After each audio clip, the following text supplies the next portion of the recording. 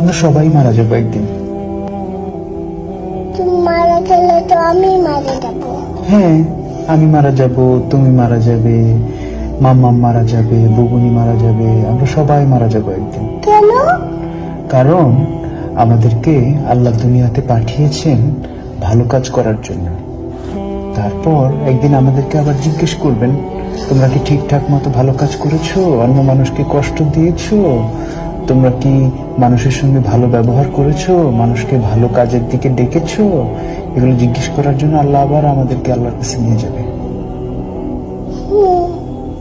বুঝতে পেরেছো?